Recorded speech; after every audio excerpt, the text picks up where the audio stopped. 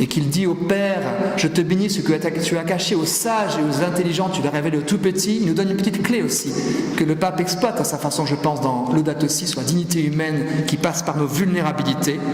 Et à la fois, vous le voyez, personne ne peut oublier sa dignité, même le pire des criminels qui ne devrait pas l'oublier, mais nul n'a le droit non plus d'enlever la dignité d'autrui. Voilà. Alors, point suivant, l'homme qui est doté donc d'une éminente dignité à préserver. Et il nous dit, si nous tenons compte, c'est le point 43, du fait que l'être humain est aussi une créature de ce monde, une créature de ce monde qui a le droit de vivre et d'être heureux, et qui plus est une dignité éminente, nous ne pouvons pas ne pas prendre en considération les effets de la dégradation de l'environnement, du modèle actuel de développement et de la culture du déchet sur la vie des personnes. Voilà que le pape passe par notre dignité, c'est par la dignité de l'homme qui nous invite à prendre en compte ces catastrophes environnementales et économiques que sont des systèmes qui ne respectent pas véritablement la vie des personnes. Et dans le point 56, le pape relie à nouveau, et c'est une constante dans l'encyclique, c'est pour ça qu'on a parlé d'encyclique sociale tout autant que d'encyclique verte, la dégradation de l'environnement et la dégradation humaine et éthique qui sont, dit-il, intimement liées. Voilà, une relation étroite entre l'éthique de notre humanité et la protection ou pas de l'environnement. Quatrième point sur la dignité, la prééminence de la personne et l'égale dignité entre les êtres humains. Alors là, il y a peut-être quelque chose qu'il faut oser dire. Parce que j'ai entendu des personnes nous parler à propos des animaux, dont je pense que vous n'êtes pas loin d'une grande forêt et vous allez peut-être traquer à l'oreille et à la vue le brame du cerf à l'automne, je suppose, et vous voyez vous émerveillez, mais le pape parle 25 fois de la dignité dans Laudato Si. Combien de fois parle-t-il de la dignité animale? 0 fois. Et c'est vraiment important. Ça n'empêche pas qu'il faille progresser dans le respect des animaux, mais attention à l'idéologie antispéciste qui voudrait faire des animaux les égaux des hommes et qui considérait que nous aurions à ériger des droits spécifiques des animaux contre l'humanité. Cette théorie, elle a été très bien théorisée par Peter Singer, l'antispécisme, et je pense en tant qu'amoureux de la nature, je pense qu'il y a vraiment un enjeu majeur à bien affirmer la hiérarchie entre l'homme et l'animal, et le pape le fait. Cela ne signifie pas, article 90, que tous les êtres vivants, sont égaux, ni ne retire à l'être humain sa valeur particulière qui entraîne en même temps une terrible responsabilité. Oui, c'est vrai, je le disais sous forme de boutade, mais c'est vrai que l'encyclique n'est pas destinée à la lecture par les animaux. Ils n'ont pas de responsabilité spécifique par rapport à la planète, et nous en avons une. Et bien sûr, le caractère spécifique de notre dignité nous donne une immense responsabilité. Parfois, on observe, poursuit le pape François, une obsession pour nier toute prééminence à la personne humaine. Et il se mène une lutte en faveur d'autres espèces que nous n'engageons pas pour défendre l'égale dignité entre les êtres humains. Il est vrai que nous devons nous préoccuper que d'autres êtres vivants ne soient pas traités de manière irresponsable. C'est un subtil équilibre. Nous devons travailler pour que les autres êtres vivants ne soient pas traités de manière irresponsable. Mais les énormes inégalités qui existent entre nous devraient nous exaspérer. C'est amusant de nous enseigner le mot exaspérer. On voit le caractère du pape là, qui est en colère, particulièrement parce que nous continuons à tolérer que les uns se considèrent plus dignes que les autres. Voilà. Ce qui est exaspérant pour le pape François, c'est que j'ai tendance à considérer qu'il y a des personnes moins dignes que moi. Je ne sais pas si ça vous arrive parfois, mais dans le métro, vous n'avez pas de métro ici, mais vous l'utilisez de temps en temps, ou ailleurs, de temps en temps, certaines personnes qui nous exaspèrent, nous pouvons nous interroger. Est-ce que nous les considérons comme aussi dignes que nous? C'est une question. Et alors, le pape utilise les formules du catéchisme de l'Église catholique pour être précis par rapport au traitement dû aux animaux. Toute cruauté sur une quelconque créature est contraire à la dignité humaine. Je pourrais vous le démontrer quand on voit des magnifiques images d'orques jouant avec des phoques en les faisant sauter en l'air pour finir par les dévorer. Personne ne porte plainte contre l'orque pour atteinte à la dignité. Lorsqu'on voit un plasticien flamand jeter des chats en l'air pour les faire photographier, et on entend les chats en chutant qui se font mal dans un escalier, on porte plainte contre lui, il est condamné. Est-ce que c'est en raison de la dignité du chat? Non, c'est en raison de la dignité humaine. C'est contraire à la dignité humaine que d'exercer une cruauté gratuite vis-à-vis des animaux. Et dans le catéchisme de l'Église catholique, il cite également au numéro 130, « Il est contraire à la dignité humaine de faire souffrir inutilement les animaux et de gaspiller leur vie. » Et il a dit préalablement, le catéchisme enseigne que les expérimentations sur les animaux sont légitimes seulement si elles restent dans des limites raisonnables et contribuent à soigner ou sauver des vies humaines. Il rappelle donc avec fermeté que le pouvoir de l'homme a des limites, etc. Et je tiens à faire une petite précision que d'autres feront. S'il y a non pas une avancée, mais un rappel théologique qui peut être très intéressant pour nous par rapport au regard sur la création, c'est que le pape dit en substance à un endroit que les créatures, pensons à l'Edelweiss, la petite fleur que je n'ai jamais vue au sommet des Alpes, en elles-mêmes rendent gloire à Dieu. Pas seulement sous notre regard. Elles ne sont pas seulement faites pour nous. En elles-mêmes, elles sont faites pour leur propre beauté. Voilà, ça c'est important de se dire, voilà, il n'y a pas une instrumentalisation de la création par l'homme. Tout n'est pas utile simplement parce que ça ferait des médicaments pour nous sauver. Donc il y a cette magnifique biodiversité à admirer, et quand on la voit, on en est content, mais quand on ne la voit pas, déjà elle rend gloire à Dieu. Au demeurant, l'homme a une prééminence. Ça c'est vraiment important. Et puis le point 5 sur la dignité, considérer l'immense dignité du pauvre. Ça, c'est le pape François, peut-être son expérience dans les favelas ou dans les communautés de pauvres d'Amérique latine qui nous parle. Il parle au point 158 de l'option préférentielle pour les pauvres implique de tirer les conséquences de la destination commune des biens de la terre. Mais comme j'ai essayé de l'exprimer dans l'exhortation apostolique, l'évangile de la joie, elle exige de considérer avant tout l'immense dignité du pauvre. Plus le pauvre est considéré comme indigne, peut-être, et plus le pape lui qualifie sa dignité comme immense, à la lumière des convictions de foi les plus profondes. Point 30 ensuite, ça c'était le point 158, ce monde a une grave dette sociale envers les pauvres qui n'ont pas accès à l'eau potable parce que c'est leur nier le droit à la vie enraciné dans leur dignité inaliénable. Alors, le droit à la vie des pauvres, ça passe par l'eau potable et nous avons une dette vis-à-vis des pauvres. Vous connaissez peut-être des personnes qui vont dans des pays en voie de développement pour installer l'eau, des puits, des latrines, toutes sortes de moyens pour qu'ils aient accès au minimum vital que nous gaspillons dans nos interminables douches ou bains. Point numéro 139. Les possibilités de solution requièrent une approche intégrale pour combattre la pauvreté, pour rendre la dignité aux exclus et simultanément pour préserver la nature. Et voyez comme le pape à chaque fois fait le pont, comme si la réponse principale au défi écologique, qui nous angoisse peut-être plus pour nous-mêmes que pour les pauvres, c'était les pauvres qui en étaient le mobile principal. Rendre leur dignité aux pauvres. Et là, c'est un changement de paradigme. C'est plus la défense de nos intérêts bien compris, c'est une générosité vis-à-vis de ceux, vis-à-vis desquels on a une dette. Dans certains endroits, et là ça m'a beaucoup touché de lire ça, ça vous touchera peut-être aussi, dans certains endroits où les façades des édifices sont très abîmées, il y a des personnes qui, avec beaucoup de dignité, prennent soin de l'intérieur de leur logement. Vous savez que l'endroit qu'on habite est inviolable. Personne n'a le droit d'y entrer, c'est comme un palais. Je me souviens d'un Africain qui disait, en parlant de la monogamie, que grâce à la monogamie, tout homme est un roi, toute femme est une reine, tout enfant est un prince ou une princesse, et tout domicile est un palais.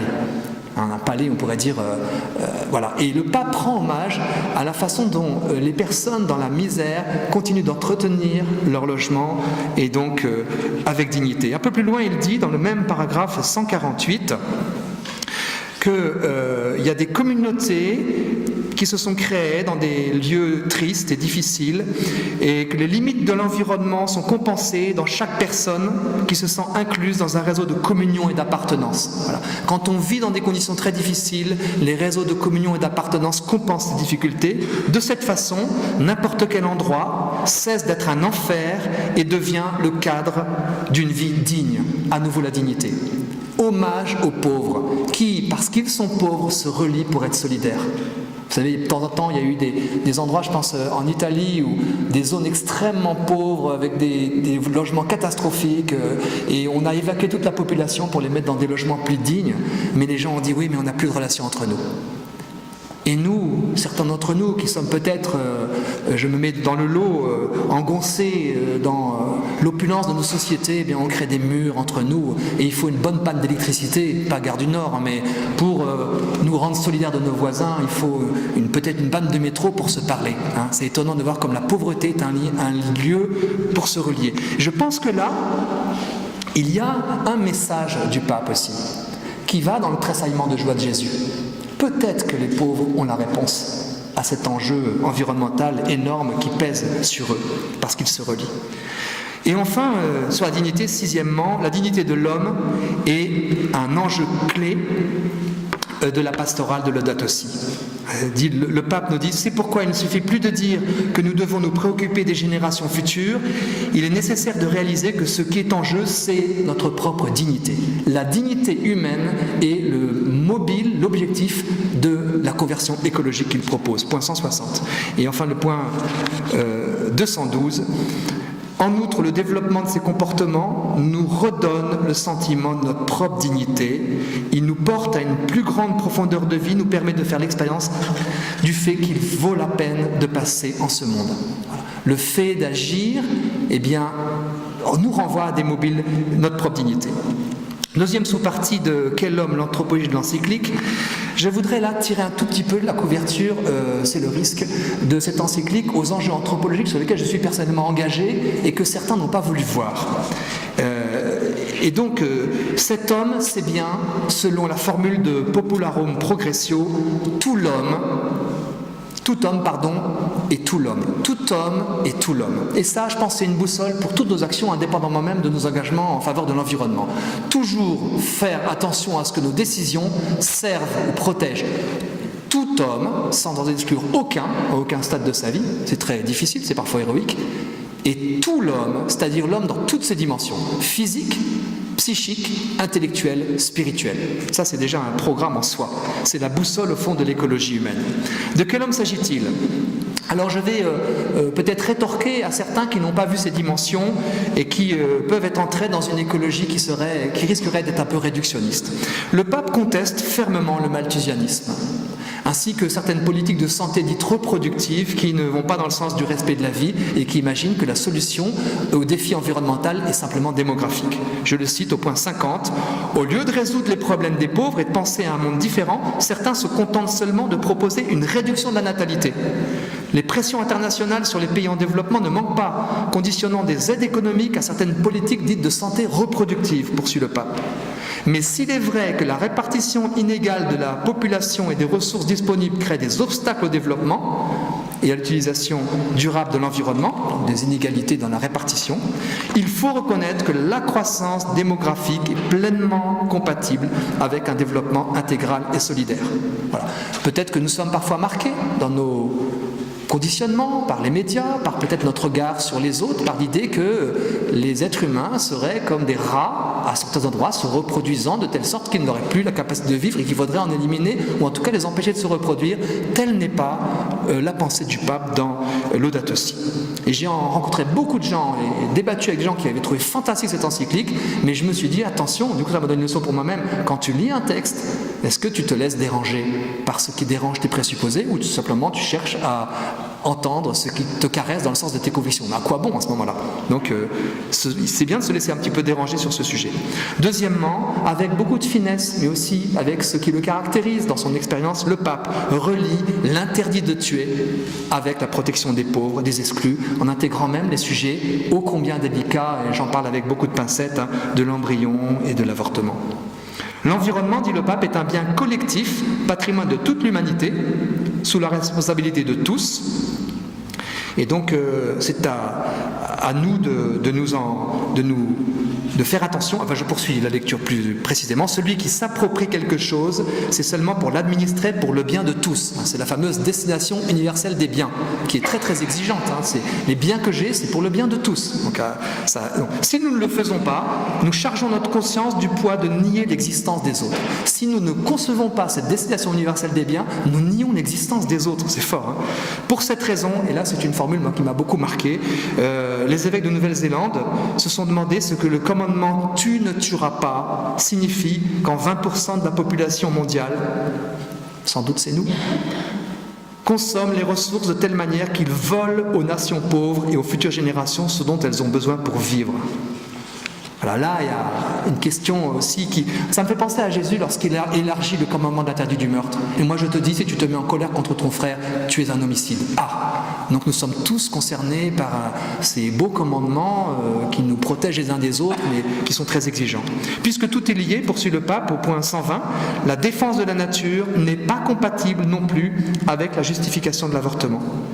Un chemin éducatif pour accueillir les personnes faibles de notre entourage qui parfois dérangent ou sont inopportunes ne semble pas praticable si on ne protège pas l'embryon humain, même si sa venue cause de la gêne et des difficultés. Si la sensibilité personnelle et sociale à l'accueil d'une vie nouvelle se perd, alors d'autres formes d'accueil utiles à la vie sociale se dessèchent. Donc il y a un pont qui est fait entre le respect de la vie et puis la nécessité de prendre en compte aussi le respect de la création. Ensuite, le pape conteste aussi, c'est dans le point 136, la façon dont certains mouvements écologiques ou écologistes ne prennent pas en compte ce que lui appellera l'écologie intégrale.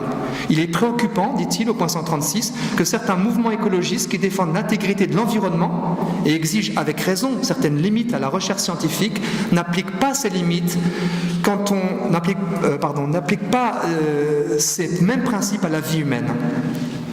En général, on justifie le dépassement de toutes les limites quand on fait des expérimentations sur les embryons humains vivants. Donc un point peut-être, la façon dont on va traiter celui qui n'est rien aux yeux des hommes, eh bien si on le maltraite, peut-être toutes les limites vont sauter. On oublie que la valeur inaliénable de l'être humain va bien au-delà de son degré de développement. Du reste, lorsque la technique ignore les grands principes éthiques, elle finit par considérer comme légitime n'importe quelle pratique. Donc là, il nous réenracine dans cette écologie intégrale qui part du respect de la vie aussi. Et ça, c'est sa finesse pastorale, je pense. Parce que comme ça, chacun, si j'ose dire, en prend pour son grade.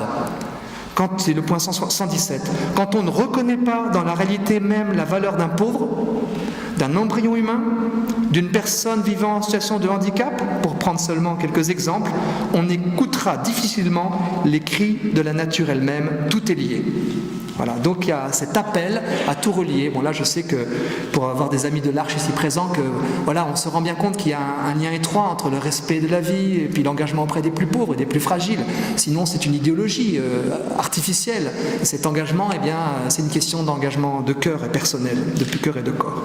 Et enfin, le pape également défend la famille comme la seule propre à aider l'être humain à défendre ce qu'il appelle l'écosystème local. Je veux souligner l'importance centrale de la famille. C'est le lieu où la vie, don de Dieu, peut être convenablement accueillie et protégée contre les nombreuses attaques auxquelles elle est exposée. Plus loin, il dit, dans la famille, on cultive les premiers réflexes d'amour et de préservation de la vie, comme par exemple l'utilisation correcte des choses, l'ordre et la propreté, le respect pour l'écosystème local et la protection de tous les êtres créés.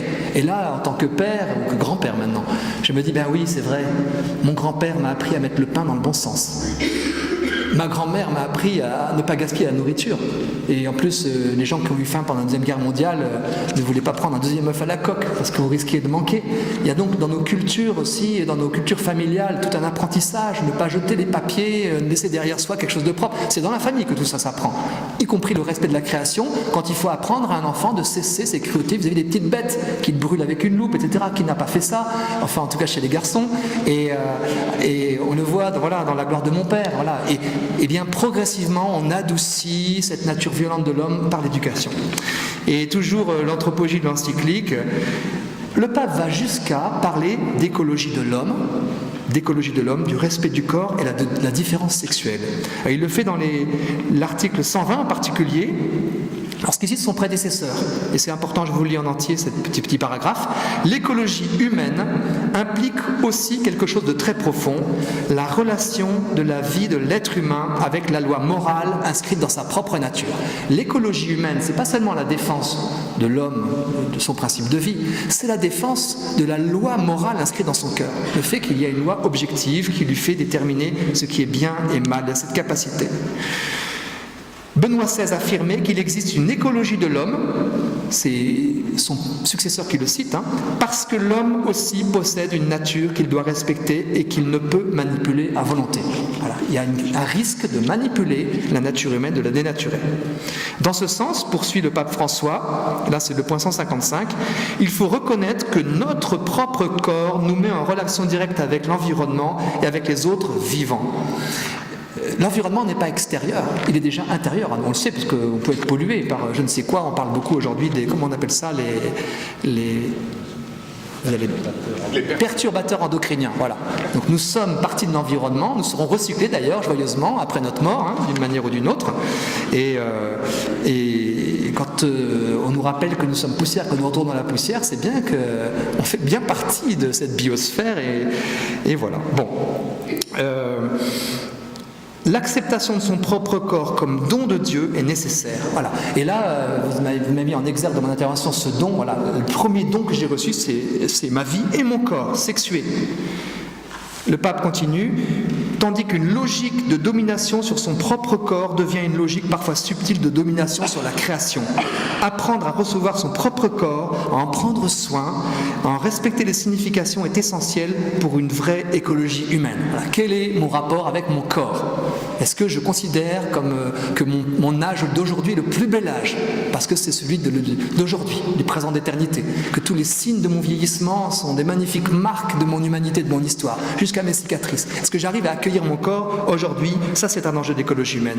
Et y compris, article 155, la valorisation de son propre corps dans sa féminité ou dans sa masculinité est aussi nécessaire pour pouvoir se reconnaître soi-même dans la rencontre avec celui qui est différent. Et le pape poursuit dans le point toujours 155, par conséquent, l'attitude qui prétend effacer la différence sexuelle parce qu'elle ne sait plus s'y confronter n'est pas saine. Alors, il va loin, il va jusqu'à ces sujets. Attention, ce sont des sujets abordés dans l'encyclique, je ne dis pas en passant, mais d'une manière prudente, une fois, juste pour le dire. Le pape Jean-Paul II a utilisé toute une encyclique, l'Évangile de la vie, sur les sujets du respect de la vie. Donc je ne veux pas faire de Laudato Si une encyclique sur ce sujet. Ça a déjà été écrit par ses prédécesseurs, il ne les a pas contestés. Par contre, il a inclus dans ces points majeurs qui nous concernent, qui nous touchent, il les a inclus pour bien montrer que tout est lié, que c'est un ensemble, et surtout, et à chaque instant, pour dire à quel point c'est l'homme qui a été concerné. Ma troisième partie sera un peu plus brève, et je voudrais cette fois vous dire comment est-ce que le pape François nous attrape, comment il nous accroche, comment il fait que nous sommes touchés. Voilà. Comment il touche le cœur de l'homme. Ça, c'est le pape Pasteur. Alors, j'ai vu, avant de dire les quelques points dans la manière dont il nous accroche, je voudrais citer une des phrases qu'il utilise dans La Voix de l'Évangile qui m'a fait réfléchir. Parfois, je me demande, dit le pape François, qui sont ceux qui, dans le monde actuel, se préoccupent vraiment de générer les processus qui construisent un peuple ? Plus que d'obtenir des résultats immédiats qui produisent une rente politique facile, rapide et éphémère, mais qui ne construisent pas la plénitude humaine. Là, on voit que le pape, il se positionne vraiment comme un leader de l'humanité, avec le souci de nous aider à former un peuple humain, et avec un regard critique sur les politiques qui ont tendance peut-être à oublier cette dimension faire un peuple. Et puis il y a réfléchi en Amérique latine, où il y a des peuples qui sont créés progressivement, avec pas mal de brassage. Et puis j'ai repris aussi le discours qu'il a fait au CELAM, à la conférence des évêques d'Amérique latine, juste après avoir été élu pape. L'évêque doit conduire ce que n'est pas la même chose que de se comporter en maître. Alors je passe le détail, et puis c'est intéressant parce que même ça peut servir pour toute personne qui essaie d'avoir de l'autorité. Il exprime que l'évêque doit être à la fois devant, au milieu et derrière. Devant pour montrer le chemin, au milieu pour garantir l'unité, derrière pour que personne ne se perde en chemin, mais surtout, dit-il, et là à mon avis c'est une des petites clés de l'espérance qui nous anime et qui l'anime, surtout parce qu'il y a le flair du peuple, sensus fidei, parce que le peuple, et notamment les pauvres, ont un flair qui fait qu'ils savent peut-être où il faut aller et que donc, en l'occurrence l'évêque, le pape, nous tous, eh bien, on peut faire confiance aussi à l'énergie du peuple. Alors, comment est-ce qu'il nous touche ? Le rejoindre et le blesser, nous blesser, nous faire de la peine. On touche les gens aussi comme ça. Et moi, ce qui m'a peut-être le plus marqué, c'est ce point 19, je vous le lis, l'extrait. L'objectif n'est pas de recueillir des informations, ni de satisfaire notre curiosité, mais de prendre une douloureuse conscience, d'oser transformer en souffrance personnelle ce qui se passe dans le monde, et ainsi de reconnaître la contribution que chacun peut apporter. Et là, vous voyez, moi j'ai fait des conférences depuis longtemps, parfois j'en fais peut-être trop, et il faut quand même que j'agisse, n'est-ce pas ? Que l'enjeu pour moi, c'est de dire en quoi je suis douloureusement touché pour changer mon comportement. En quoi ça me fait mal. Et ça, c'est vraiment important. Et il nous le dit, pour que nous ne soyons pas simplement là pour nous instruire ou avoir une meilleure explication, mais pour que ça nous mette en marche, sinon ça ne servirait à rien. Le point 89, à nouveau, ça nous touche. Je veux rappeler que Dieu nous a unis étroitement au monde qui nous entoure, que la désertification du sol est comme une maladie pour chacun, et nous pouvons nous lamenter sur l'extinction d'une espèce comme s'il était une mutilation. Ça m'a presque rassuré parce que j'avais des scrupules. Quand une espèce animale disparaît, je pense au pigeon voyageur américain, par exemple, il y avait des millions et des millions, il a disparu totalement, on pense à... Moi, ça me fait mal. Et au début, j'avais un peu honte d'avoir mal. Je me dis, mais tous ces êtres humains qui meurent partout de catastrophes ferroviaires, je devrais avoir aussi mal. Mais j'avoue, j'avais une sorte de peine quand une espèce disparaît. Et le pape nous dit, ben oui, c'est une mutilation. Quand la nature souffre, je souffre. Quand Palmyre s'effondre, je souffre. Et j'ai raison de souffrir parce que c'est la nature ou c'est la culture qui s'effondre.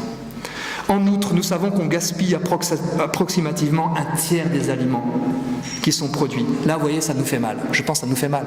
Dans le courant pour une écologie humaine, on a eu des débats entre agriculteurs et consommateurs. Et quand les agriculteurs nous disent, quand je sais qu'un tiers de ma production va à la poubelle, ça me fait mal. Et bien, ça nous touche, on a envie de réagir. Et enfin, à plusieurs endroits de la planète, les personnes âgées ont la nostalgie des paysages d'autrefois qui, aujourd'hui, se voient inondés d'ordures. Et vous, comme moi, à mon âge, je commence à avoir de la nostalgie des endroits magnifiques que j'ai connus. Et quand j'y retourne, ça s'est bétonné, ça s'est même parfois dégradé parce que l'homme a cassé cette magnifique planète. Et donc, heureusement, l'autre jour, je suis allé à Marseille avec un de mes fils pour plonger pour la première fois dans les calanques, baptême de plongée. Et là, il y avait une cinquantaine de plongeurs qui plongeaient uniquement pour ramasser les détritus au fond de l'eau. Avec la presse locale. J'ai trouvé ça très beau de savoir parler. Ils nettoyaient les immondices que nos générations ont pu laisser au fond de cette mer par différents moyens. Nous toucher, nous montrer nos aliénations. La deuxième façon de nous accrocher. Il nous montre nos aliénations pour qu'on ait envie de s'en libérer. Vous savez, la Samaritaine qui est toute joyeuse. Voilà un homme qui a dit ce que j'avais fait. Serait-il le Messie ? Voilà un pape qui n'est pas Dieu, mais qui nous dit ce qui nous fait mal et comment nous vivons. Article 203. Le marché tend à créer un mécanisme consumériste compulsif pour placer ses produits. Les personnes finissent par être submergées dans une spirale d'achat et de dépenses inutiles. Voilà, submergées par le consumérisme, par tout ce qu'on doit acheter pour tenir le choc. La nature, dit le pape dans le point 225, est pleine de mots d'amour, mais comment pourrons-nous les écouter au milieu du bruit constant ? Voilà, à nouveau, est-ce qu'on a envie de se libérer du bruit ? La distraction permanente et anxieuse du culte de l'apparence, comment je vais m'habiller, etc.